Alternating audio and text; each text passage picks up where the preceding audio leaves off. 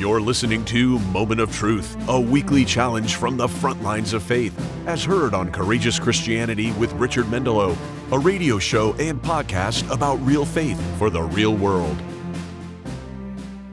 Today, our Moment of Truth comes from James chapter 2, verses 14 through 17, which say, "What good is it, my brothers and sisters, if someone claims to have faith but has no deeds?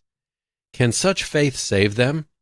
Suppose a brother or a sister is without clothes and daily food. If one of you says to them, 'Go in peace, keep warm and well fed,' but does nothing about their physical needs, what good is it? In the same way, faith by itself, if it is not accompanied by action, is dead." This passage from the book of James explains that in love, ultimately, our faith will result in the desire to serve God and His people. James isn't saying that our salvation depends on works, but rather that in our salvation, freely offered by Christ on the cross, as we tearfully repent of our horrible sins and experience the uplifting forgiveness of God's love, our heart's response to God's love will be a sincere desire to serve Him and His people. Simply put, if, like me, you feel awe that the Creator of the universe would offer His Son in your place to balance the scales of justice across the universe, then you will experience an outpouring of love for God and His other children. In my love of God, I don't want to be a hypocrite. I don't want to be a man who speaks of faith but falls short in the doing of faith. I don't want to grieve God or to be ungrateful for His many blessings. And yet, after my disappointing meal in Frankfurt, after I left so much food on the table and I came face to face with a homeless man, a hungry man, and I had nothing for him, in that moment, I was both a hypocrite and a man of empty faith. So what we do matters. So as I strive to do better next time, which is the point of our journey from ignorance to heavenly understanding, I've expended a lot of thought and prayer. And here's what I've concluded. If things seem bleak to you and you're struggling to feel hopeful, focus on loving people in genuine ways. God said that loving Him and loving people matters more than anything else. It's the whole point of our existence on this planet, and it changes everything for the better in our own lives and in the lives of the people who are touched by our love. When you're self-absorbed, for whatever reason or reasons, loving someone takes the emphasis off yourself and your struggles. In this way, your struggles may seem smaller and more manageable. Loving others also makes it easier to bear this life with grace by taking the emphasis off circumstances which are ever-changing.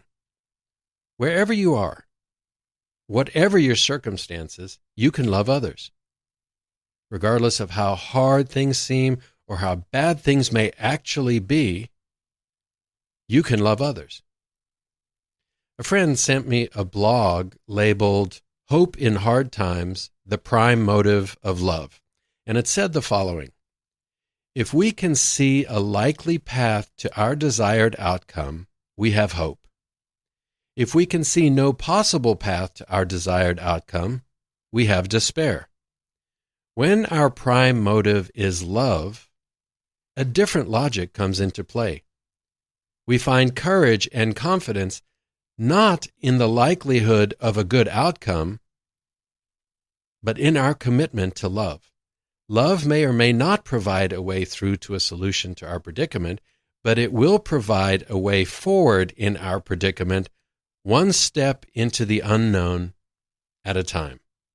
The author of the blog continued, "To put it differently, even if we lose hope for a good outcome, we need not lose hope of being good people as we are able, courageous, wise, kind, loving, in defiance of all that is bad around us."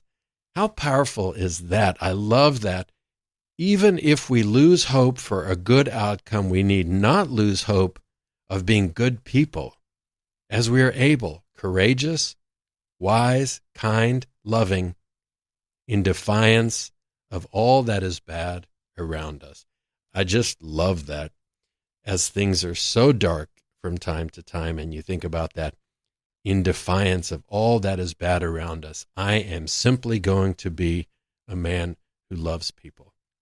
The article went on to say that faith in God is what allows us to live lives of radical change, freeing us from the pressure of outcomes.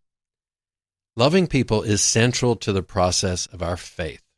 It is worship of God in its most tangible form. Focusing on that process shifts our emphasis away from worrying about outcomes over which we truly have no control in the first place.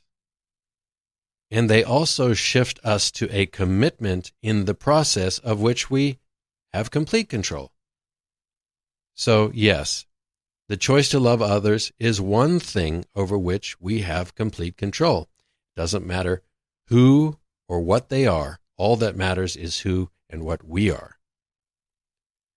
So, friends, we can all have a bad day or a bad week. I had a bad day in Frankfurt, but that bad day will not define me.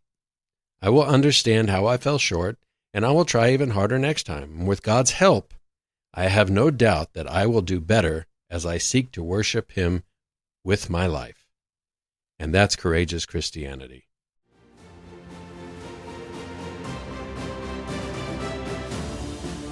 This has been your Moment of Truth. To hear the full conversation, visit courageouschristianity.today/listen. Or search Courageous Christianity with Richard Mendelow wherever you get your podcasts.